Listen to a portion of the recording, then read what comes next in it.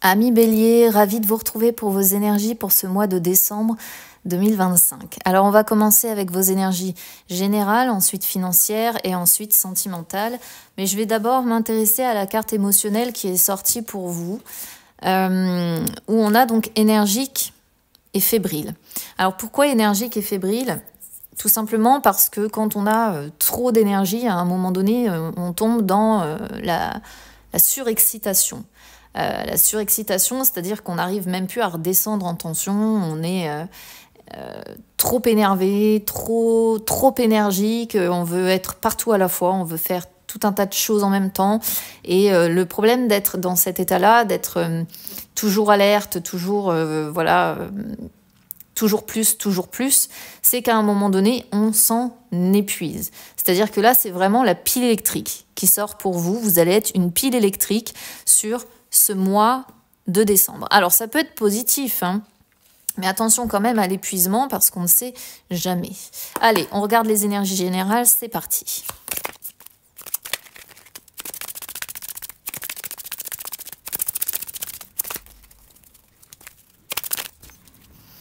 Alors, on a le livre, on a le cercueil et on a l'étoile. Donc, concrètement, ce que ça veut dire, eh bien, vous allez être complètement renfermé sur vous-même. Voilà.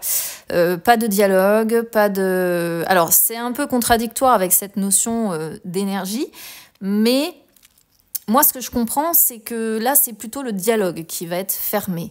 D'accord, c'est-à-dire que vous allez peut-être être énergique sur certains points, vous allez peut-être faire des choses pour vous, etc., etc. Mais on sent que, à l'inverse, vous allez être comme une tombe.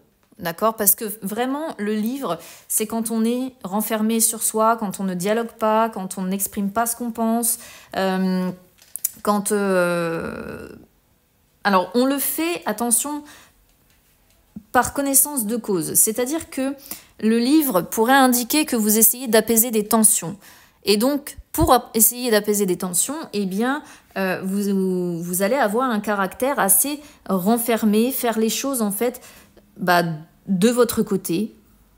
Je ne vais pas dire en secret, mais c'est un petit peu ça, c'est-à-dire faire toutes vos démarches, vos papiers, vos documents, vos projets, etc., etc. Mais vous allez les faire un petit peu de manière cachée, un petit peu de manière mystérieuse, sans en parler aux autres, dans le sens où le livre représente vraiment le repli sur soi. Okay, et c'est confirmé par le cercueil, parce que le cercueil, c'est cette notion-là d'enfermement, cette notion de « je ne parle à personne, je ne veux de toute façon pas m'ouvrir au monde, je préfère en fait m'enfermer à double tour dans ce tiroir, quoi, en fait, hein, et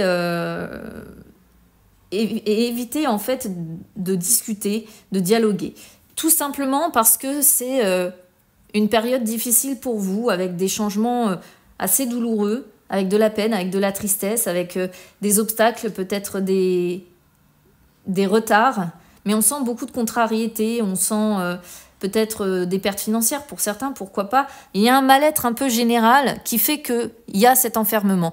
Mais en même temps, ça vous fait du bien de ne pas, de ne pas forcément être dans une dynamique relationnelle avec les autres. Pourquoi ? Parce que l'étoile montre que quelque part, cet enfermement vous est bénéfique. Quelque part, cet enfermement vous permet de guérir. Parce que après la peine, on a la guérison. D'accord ? Après la douleur, on a la progression et la réussite avec de la patience. Parce que l'étoile, c'est une carte quand même qui est assez lente. Donc, il va y avoir, si vous voulez, en gros, la lumière au bout du tunnel. Mais ça va être une période, effectivement, où vous n'allez pas être dans l'expansion par rapport aux autres. Par contre, il y a quand même ce côté, comme je disais dès le départ, très, très énergique, hein, très surexcité. Et le problème, c'est que vous êtes bélier. Et les béliers... le fait de vous renfermer comme ça sur vous-même, de ne rien dire, de tout contenir, à un moment donné, votre énergie de feu a besoin aussi de se libérer. Et ça peut se libérer au travers, je ne sais pas, d'activités personnelles, de projets personnels. Donc vous allez certainement être axé à à des choses que vous allez devoir régler, comme je disais, hein, des projets, des démarches, des papiers, etc., etc. Mais on vous sent vraiment reclus, replié sur vous-même, parce qu'il y a un besoin de guérir d'une situation qui a été relativement compliquée. Et il y a un besoin de passer par cette étape un peu de solitude pour renaître, en fait, avec le temps et guérir avec le temps. D'accord? Et quelque part, vous isoler aussi, vous enfermer, vous renfermer sur vous-même, ça vous permet d'obtenir un certain apaisement. Voilà ce que je peux vous dire. Mais ça vous adaptez évidemment à ce que vous vivez. Hein. Allez, on va regarder les énergies financières.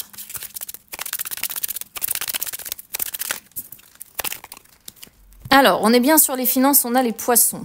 Ok. Alors, les poissons, généralement, c'est des finances qui se portent relativement au beau fixe.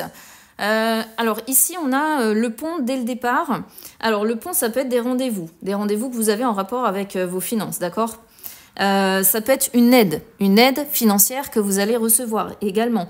Il y a en tout cas une transition qui se fait, des solutions qui vont arriver. Alors, c'est généralement pas l'option numéro 1 qu'on avait sélectionnée, c'est pas la solution numéro 1 à laquelle on avait pensé. On est obligé d'emprunter un chemin différent, on est obligé de franchir aussi les obstacles, hein, de les dépasser.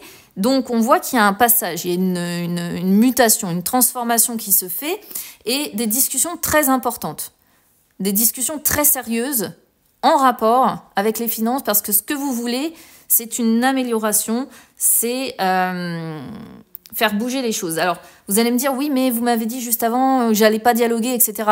Il y a ne pas dialoguer et ne pas dialoguer, d'accord? Là, on voit que les finances, c'est quelque chose d'important et que, par contre, autour de ce sujet-là, à un moment donné, on va vraiment poser les choses sur la table, d'accord? Parce que ce que l'on veut, c'est une amélioration des choses, aller vers le changement, progresser vers le changement, d'accord? Donc ça, c'est relativement positif parce que on sent que vous faites tout pour recharger, entre guillemets, vos finances. Donc ça, c'est pas mal.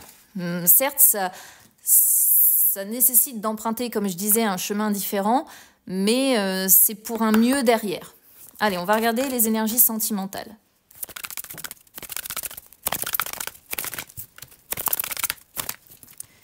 Alors, ici, waouh, on a un tirage trop précis pour que ça parle à tout le monde. C'est très trop précis.